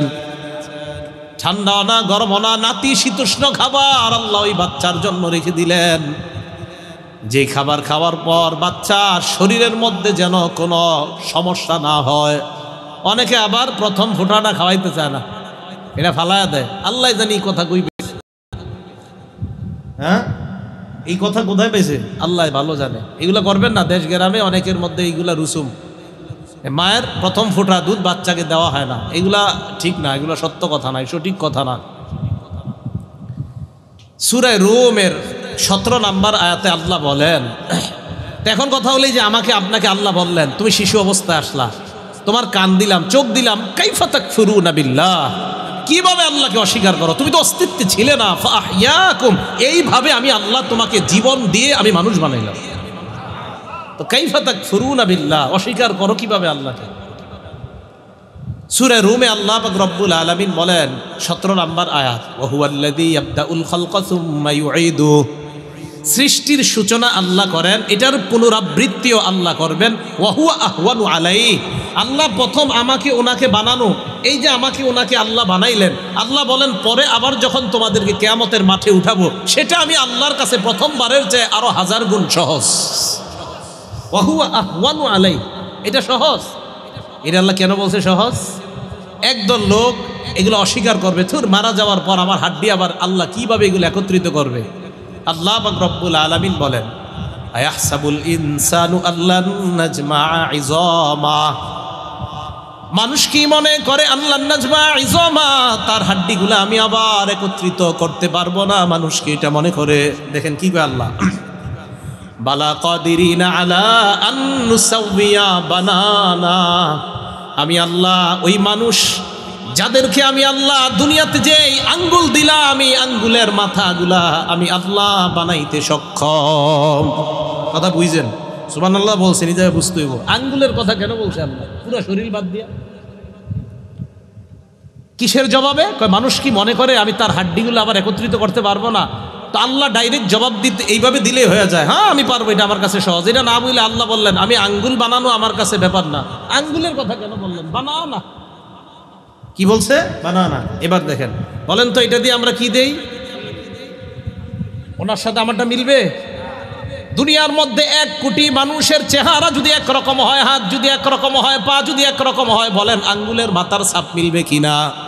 আল্লাহ কয় যেই ছাপ তোমরা দুনিয়াতে একজনেরটা আরেকজনের সাথে মিলে না, দুনিয়াতে যার আঙ্গুল আমি যাকে দিলাম ওই ছাপওয়ালা আঙ্গুল দেওয়া আমি আল্লাহর কাছে ব্যাপার না। অতএব তুমি যারা দুনিয়ার মধ্যে 7-8 জন একত্রিত দেখলে একরকম দেখা যায়, তাদেরকে বানানো তো আমি আল্লাহর কাছে কোনো ব্যাপার না। আঙ্গুলের ছাপে আমি আল্লাহ দেওয়া কোনো ব্যাপার না, যেই ছাপ তোমরা দুনিয়াতে মিলাইতে পারো না। তাই আল্লাহ বললেন বালা কাদিরিনা আলা আন নুসাউইয়া বানানা, যার আঙ্গুল তাকে আমি আল্লাহ দান করব। মানে তোমাদের দুনিয়ার আঙ্গুলের ছাপগুলা পৃথিবীতে কেউ নকল করতে পারে না, তো যেটা কেউ নকল করতে পারো না এটাই আমার কাছে কোনো ব্যাপার না। আর 7-8 জন দেখতে একরকম, এগুলো তো আমার কাছে ব্যাপারই না। আঙ্গুলের কথা বল, বালা কাদিরিনা আলা আন নুসাউইয়া বানানা। আল্লাহ কাইফা তাকফুরুনা বিল্লাহ, আমি আল্লাহরে অস্বীকার করো কিভাবে? ওয়াকুনতুম আমওয়াতা, তোমরা ছিলে মৃত, ফাহইয়াকুম, এইভাবে আমি তোমাদেরকে জীবন দান করলাম। সূরা রুমের 40 নম্বর আয়াতে আল্লাহ কি বলে দেখেন, আল্লাহুল্লাযী খালাকাকুম সুম্মা রাযাকাকুম, আমি আল্লাহ তোমাদেরকে সৃষ্টি করলাম, এরপর তোমাদেরকে রিজিক দিলাম, সুম্মা ইউমিতুকুম, আবার তোমাদেরকে আমি আল্লাহ মৃত্যু দান করব, সুম্মা ইউহয়িকুম, আবার তোমাদেরকে আমি আল্লাহ জীবন দান করব। এই জায়গায় তাকান, তাকায় দেখেন অনেক মানুষের দাড়ি সাদা হয়ে গিয়েছে, অনেকের কালো, অনেকের সাদা। 56 নম্বর আয়াতে আল্লাহ বলেন, 54 থেকে ওই 9 নম্বর পৃষ্ঠা শুরু করছে, ফানজুর ইলা আসারি রহমাতিল্লাহ, 21 পারা 9 নম্বর পৃষ্ঠা। তো বলতে আল্লাহুল্লাযী খালাকাকুম মিন দুফিন, আল্লাহ পাক রব্বুল আলামিন খালাকাকুম, যিনি তোমাদেরকে সৃষ্টি করেছেন, মিন দুফিন, দুর্বলতা থেকে, দুর্বল বস্তু থেকে। ওই যে দুর্বল, ওই পানি, দুর্বল বস্তু পানি, এটা কিছুই ছিল না, পৃথিবীর মানুষরে দাও বানাইতে বলো, পারবে না। এরপরে আল্লাহ বলেন সুম্মা জাআলা মিন বাদি দুফিন কুওয়া, দুর্বলতার পর তোমাদেরকে শক্তিশালী বানাইছি। বলেন শক্তিশালী বানাইছে কে? সুম্মা জাআলা মিন বাদি কুওয়াতিন দুফা ওয়া শাইবা, শক্তিশালী বানানোর পর 50-60 বছর পর আবার দুর্বল, আবার বৃদ্ধ বানায় কে? তো আল্লাহ বলেন এই দুর্বলতার পর আবার শক্তি, আবার শক্তির পর আবার দুর্বল, আবার বৃদ্ধ। ওয়া হুয়াল আলিমুল কাদির, আমি আল্লাহ সব জানি, আল কাদির, সব কিছুর উপর আমি আল্লাহ ক্ষমতাবান। রুমের 54 থেকে 56 নম্বর আয়াতগুলোতে আল্লাহ পাক রব্বুল আলামিন সবিস্তারে আলোচনা করেছেন। এখন বলেন তো, আমরা একসময় অস্তিত্ব ছিল না, আমাদেরকে এই জীবন নামক অস্তিত্ব, এই জীবনকে দান করেছেন তো আল্লাহ এটাই বলছে কাইফা তাকফুরুনা বিল্লাহ, তো আল্লাহকে অস্বীকার করো কিভাবে? আমাদের দেশে অথবা সারা পৃথিবীতে একদল মানুষ, তারা চিন্তা করার আর জিনিস পায় না। আমি তো মনে করি যে আল্লাহ বলছে আঙ্গুলের কথাটা, এটা গবেষণা যদি করে, যারা আল্লাহরে মানতে চায় না, এই জায়গাটা গবেষণা করলেই তারা ইসলাম গ্রহণ করবে। যারা আল্লাহকে অবিশ্বাস করে, বিশ্বাস করে না, তো তারা এই চিন্তাটা কেন করে না? আমি সামান্য পানি থেকে এরকম একটা মানুষ হয়ে গেলাম, আমার হাত হয়ে গেল, আমার পা হয়ে গেল, এই চিন্তা ভাবনা করেই তো তার জীবন শেষ হয়ে যাবে। উনি আসছে, আল্লাহ আছে না নাই এই চিন্তা নিয়ে। আপনি নিজের নিয়ে চিন্তা করেন, এই সৃষ্টিটা নিয়ে আপনি চিন্তা করেন, স্রষ্টাকে খুঁজে পেয়ে যাবেন। এবার আসেন পরের অংশে যাই। তাহলে আল্লাহরে কিভাবে অস্বীকার করো? ফাহইয়াকুম, তিনি জীবন দিলেন। কুনতুম আমওয়াতা, তোমরা মৃত ছিলে, ফাহিয়াকুম, তোমাদেরকে জীবন দিলেন। তাহলে বলেন আমরা একসময় ছিলাম না, আমরা কিছুই ছিলাম না, এই বর্তমান আমাদেরকে জীবনটা কে দিয়েছেন? কিন্তু নমরুদ কয় না, আমিও জীবন দেই, আমিও মরণ দেই। কে কয় এই কথা? নমরুদ। আল্লাহ বলেন, আলাম তারা ইলাল্লাযী হাজ্জা ইব্রাহিমা ফি রাব্বিহি আন আতাহুল্লাহুল মুলক। আপনি কি ওই ব্যক্তিকে দেখেন নাই যে ব্যক্তি ইব্রাহিম নবীর সাথে ঝগড়া করেছে তার রবের ব্যাপারে, যে রব তাকে রাজত্ব দান করেছে, তাকে ক্ষমতায় বসিয়েছে, যে রব, ওই রব ইব্রাহিম নবীর সাথে ওই রবের ব্যাপারে ঝগড়া করছে। নমরুদ দাবি করে বসে আমা রব্বুকুম, আমি রব। ফেরাউন দাবি করে আমি রব।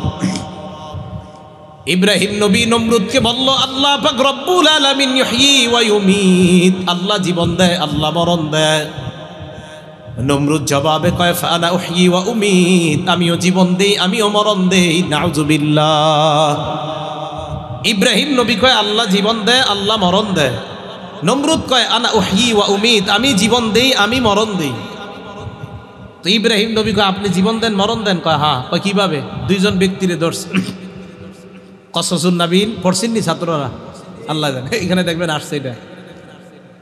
দুই ব্যক্তিকে ডাকছে, ডাকার পর একজনকে জেলখানায় বন্দি করছে, আরেকজনে আপনার মাইরা ফেলছে। আল্লাহুম্মা লাকাল হামদু ওয়া লাকাশ শুকর। জেলখানায় যারে বন্দি রাখছে আরেকজনকে মেরে ফেলছে। মেরে ফেলার পর জেলখানায় যাকে বন্দি রাখছে তাকে কিছুদিন পরে ছেড়ে দিয়েছে নমরুদ। ছেড়ে দেওয়ার পর ইব্রাহিম নবীর কয় দেখো আনা উহয়ী ওয়া উমীত, আমি একজনকে জেলখানায় রাখলাম, জিন্দা অবস্থায় রাখলাম, ছেড়ে দিলাম। আরেকজনকে আমি মৃত্যু দিলাম, এর মানে আমি জীবন দেই, আমি মরণ দেই। ইব্রাহিম নবীকে আল্লাহ সূক্ষ্ম বুদ্ধির অধিকারী বানিয়েছেন। ইব্রাহিম নবী বললেন ফাইন্নাল্লাহা ইয়াতি বিশ-শামসি মিনাল মাশরিক, আল্লাহ পাক রব্বুল আলামিন সূর্য প্রতিদিন পূর্ব দিক থেকে উঠায়। আপনি যদি রব হন ফাতি বিহা মিনাল মাগরিব, সূর্যটা পশ্চিম দিক থেকে উঠান। ফাবুহিতাল্লাযী কাফার, হেরে গেছে, ঝগড়ায় আর পারে নাই, ঝগড়ায় পরাস্ত হয়ে গেছে। এই জন্য আমাদের সমাজে অনেককে দেখা যায় এরা কি করবে, আপনার শুধু আপনাকে জায়গায় জায়গায় এটা সেটা শুধু শুধু বুঝাবে। আলেম ওলামাদের সাথে যখন বসবে 2-3 মিনিটও টিকবে না। তো এই জন্য সাধারণ জনগণ যারা, তাদের কি বুঝাবে আমি এই আমি সেই। নমরুদও সাধারণ জনগণকে বুঝাইছে আমি রব, আমি এই, আমি জীবন দেই, আমি মরণ দেই। ইব্রাহিম নবীর সাথে সামান্য সময়ও টিকতে পারে নাই। ইব্রাহিম নবীর উত্তরসূরি যারা, তাদের সাথেও বর্তমান জামানায় যারা অন্য মানুষ সাধারণ পাবলিককে ধোঁকা দেওয়ার জন্য বলে আমি এই, আমি সেই, ওলামাদের সাথে সামান্য সময়ও এই সের কোনো দাম থাকবে না। তো ইব্রাহিম আলাইহিস সালাতু ওয়াস সালাম বললেন আল্লাহ সূর্য উঠায় পূর্ব দিক থেকে, আপনি পশ্চিম দিক থেকে উঠান। বাস, আর কোনো কথা কয় না, জবাব দেয় না।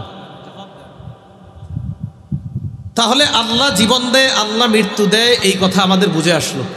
এবার দেখেন আল্লাহ জীবন দেওয়ার পর আল্লাহ বলেন ফাহিয়াকুম, তোমাদেরকে জীবন দিলাম, সুম্মা ইউমীতুকুম, আবার তোমাদেরকে মৃত্যু দিব। বলেন আমরা জীবনে আছি, আমাদেরকে মরণ দিবেন কে?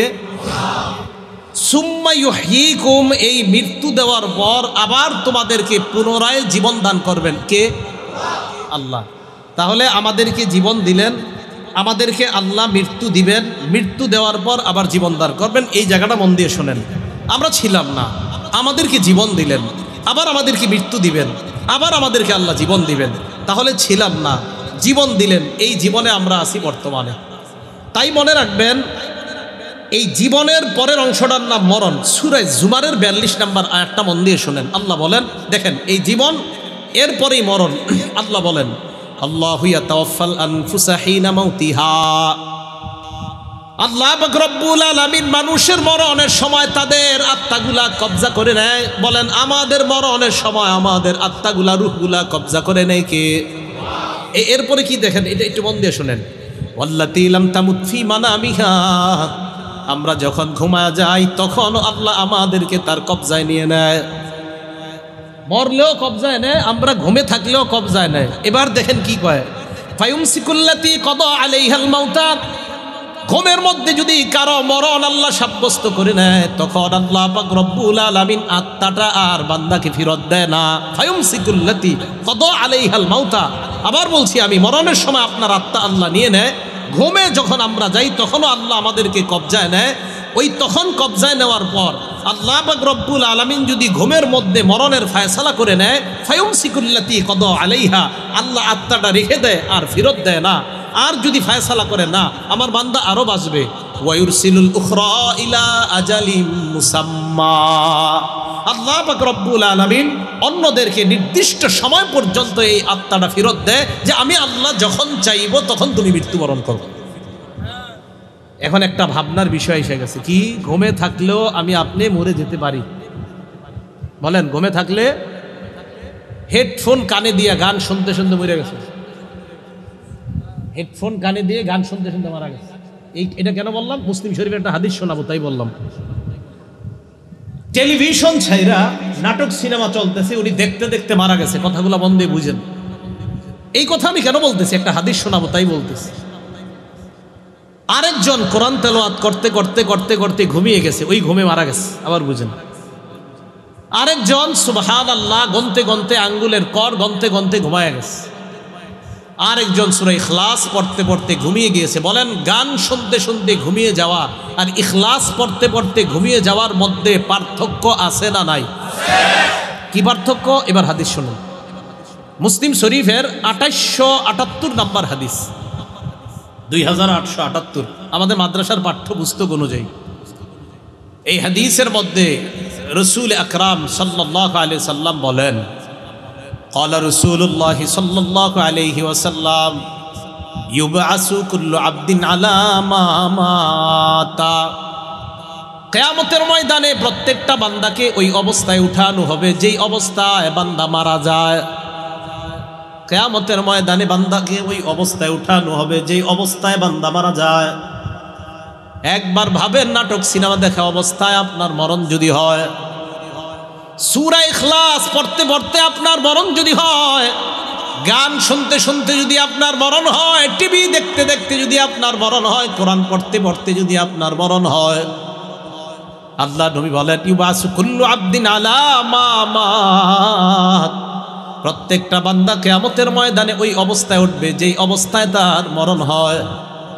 মুসলমান, আপনারা যদি রাতের বেলা নবীর সুন্নাহ আমল করতে করতে মারা যান, কিয়ামতের ময়দানে সুন্নত জিন্দাকারী অবস্থায় আল্লাহ আপনাকে উঠাবেন। নবীর সুন্নত জিন্দাকারী অবস্থায় আপনাকে আল্লাহ উঠাবেন কিয়ামতের ময়দানে। এই জন্য আমাদের জাগ্রত অবস্থা। তাহলে আবার আসেন, আমরা ছিলাম না, আমাদেরকে জীবন দিলেন, আবার আল্লাহ আমাদেরকে মরণ দিবেন। আর এই মরণ দেওয়ার অবস্থা বললাম দুইটা। জাগ্রত অবস্থায় আমাদের রূহ নিয়ে যেতে পারেন, আবার ঘুমন্ত অবস্থায় ঘুমের মধ্যেই আমাদের আত্মা আল্লাহ কবজায় নিয়ে নিয়ে চাইলে ফেরত দিবে, না চাইলে আল্লাহ ফেরত দিবে না। এটা আল্লাহর ইচ্ছা। এই জন্য ঘুমের সময় আপনি একটা দোয়া পড়া ঘুমানো, যেই দোয়াটা আল্লাহর কাছে এইভাবে বলা।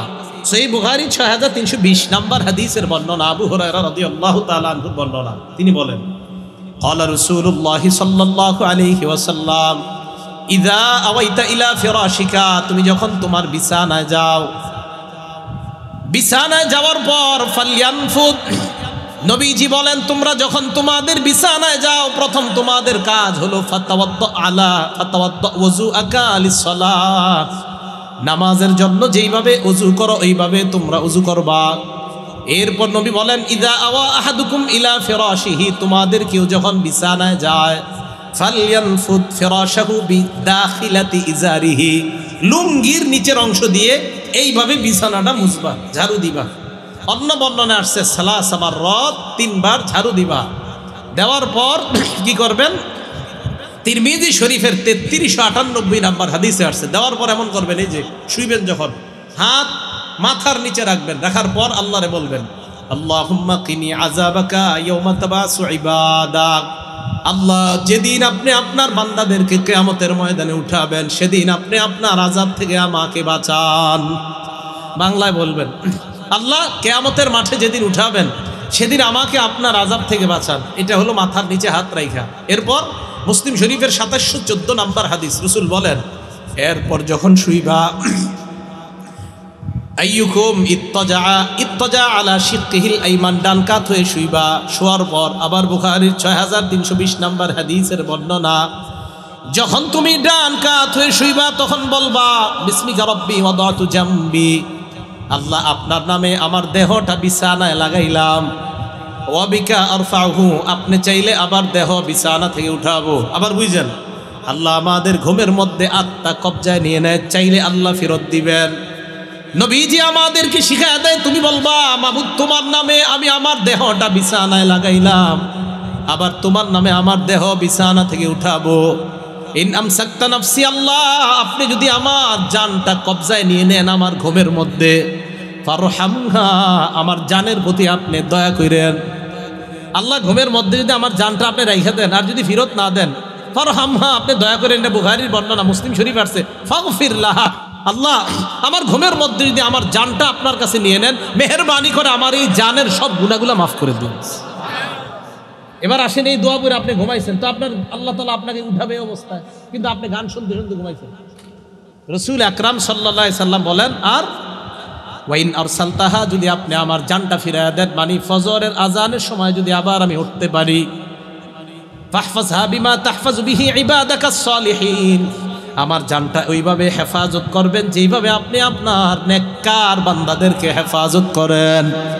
এই দোয়া পয়রা যখন আগামীকাল ঘুম থেকে উঠবেন, ইনশাল্লাহ আল্লাহর জিম্মায় আপনি পরিচালিত হবেন। তাহলে আমাদের ঘুমন্ত অবস্থায় আত্মাটা আল্লাহ নিয়ে যেতে পারেন, আল্লাহ নিয়ে যান, নিয়ে যাওয়ার পর আল্লাহ চাইলে ফেরত দিবেন, আল্লাহ না চাইলে ফেরত দিবে না। তাহলে আমার আপনার মরণ জাগ্রত অবস্থায় হতে পারে, ঘুমন্ত অবস্থায় হতে পারে। তাই উভয় অবস্থা যেন আল্লাহর জিকির শূন্য আমাদের সময়গুলা না কাটি।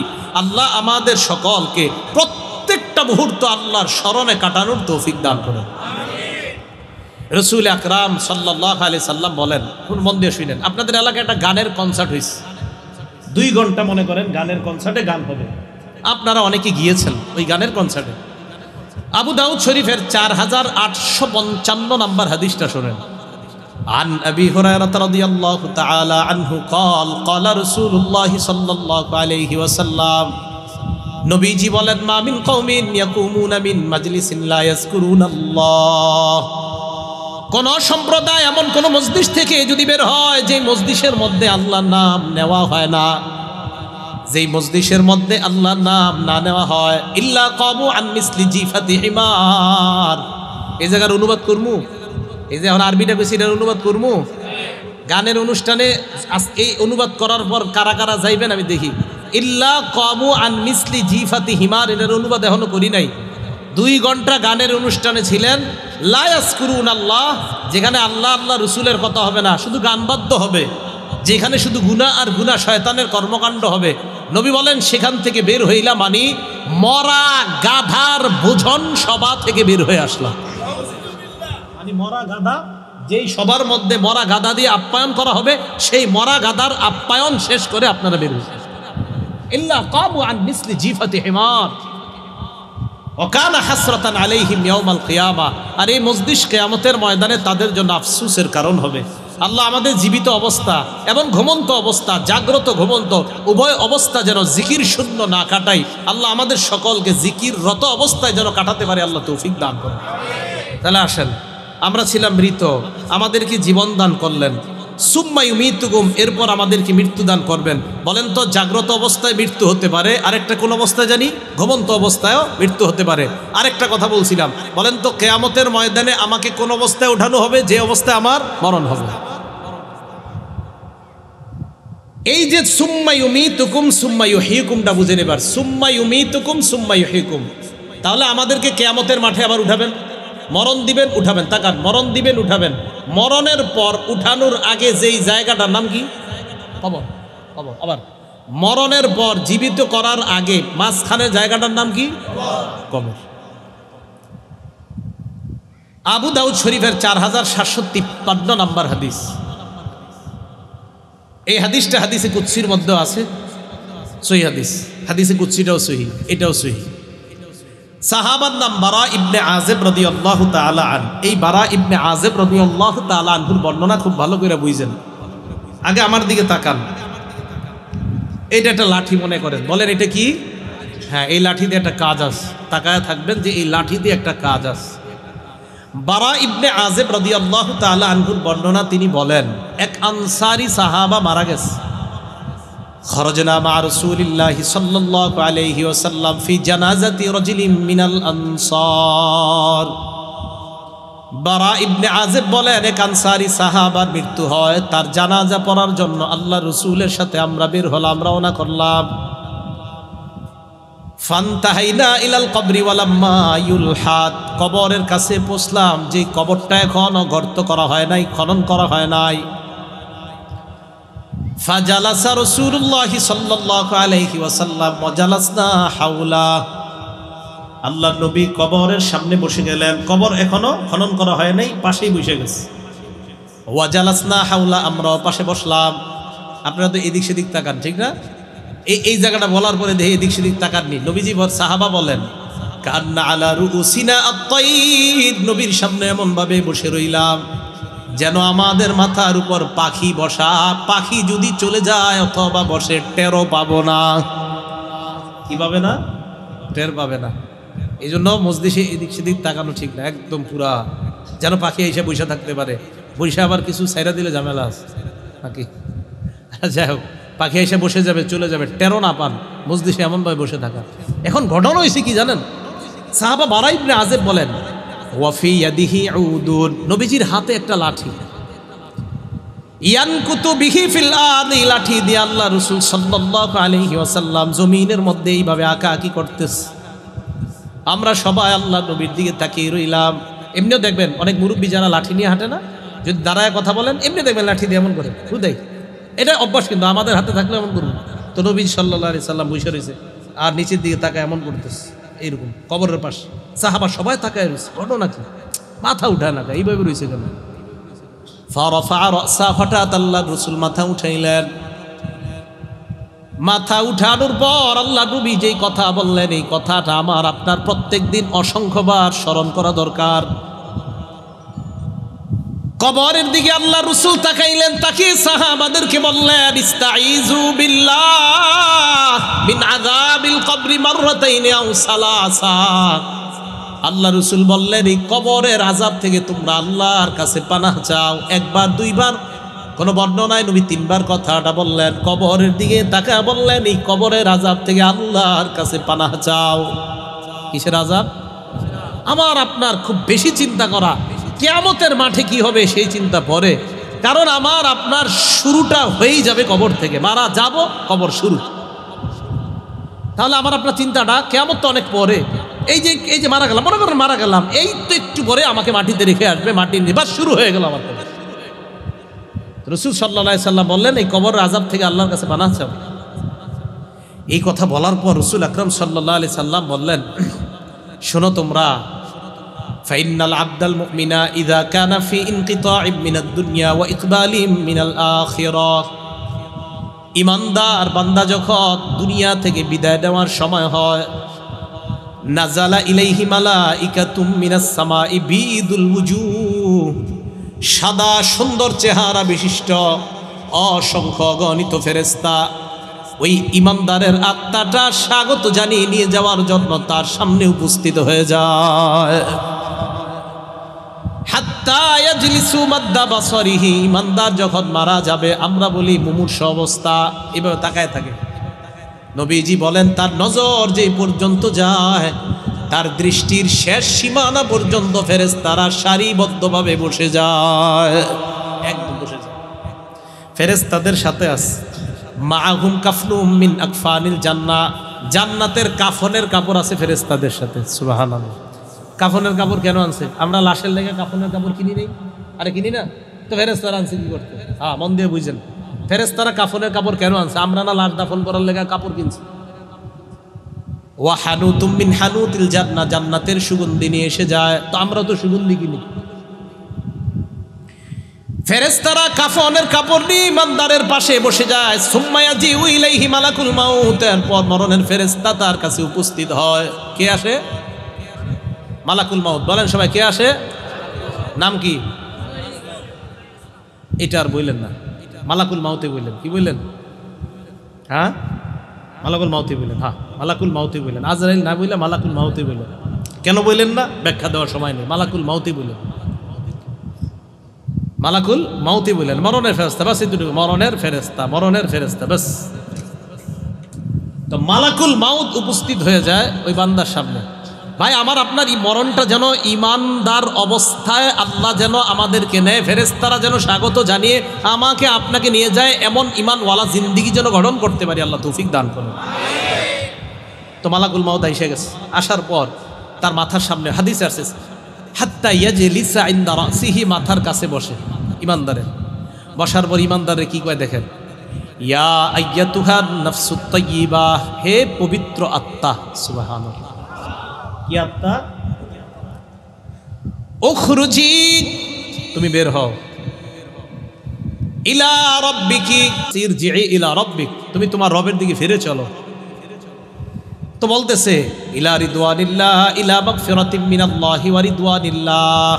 দেখেন কি কয়, হে পবিত্র আত্মা তুমি বের হও রবের সন্তুষ্টির দিকে। আর মানি ফেরেশতা ডাক দিয়ে বলতে থাকে তোমার জন্য দুইটা সুসংবাদ। আত্মা বের হওয়ার সময় দুইটা, এক আল্লাহ তোমাকে মাফ করে দিয়েছেন, আল্লাহ তোমার প্রতি পরিপূর্ণ সন্তুষ্ট। কোরআনে আল্লাহ বলেন রাদিয়াতাম মারদিয়া, সন্তুষ্ট চিত্তে সন্তোষ ভাজন হয়ে। সূরা ফাজর 27 থেকে 30 নম্বর আয়াত। বান্দা এমন অবস্থা আল্লাহর দিকে রওনা হবে, আল্লাহ বান্দার প্রতি সন্তুষ্ট, বান্দাও আল্লাহর প্রতি সন্তুষ্ট। আল্লাহ আমাদের সকলকে এমন মৃত্যু দান করেন। তো আত্মাটা বের করে আমার দিকে তাকান, এই মুখের দিকে তাকান, এটার দিকে তাকান, এদিকে তাকাই তো আর কথা বললেন না। এই দেখেন এবার এটার দিকে তাকান, এক ফোঁটা পানি পড়বে দেখেন। রাসূল সাল্লাল্লাহু আলাইহি সাল্লাম বলেন ফাতাখরুজু তাসিলু কামা তাসিলুল কতরাতু, বেরিয়েছে দেখছেন, মিন ফিস সিকা, পাত্রের শেষ পানি ফোঁটা আস্তে আস্তে যেমন বের হয়, ইমানদারের আত্মাটা ঠিক এমন আস্তে আস্তে ফেরেশতা বের করে নিয়ে আসে।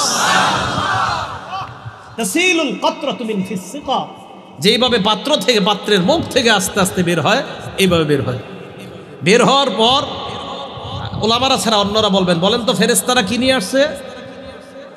কাফনের কাপড়, জান্নাতের কাফনের কাপড়।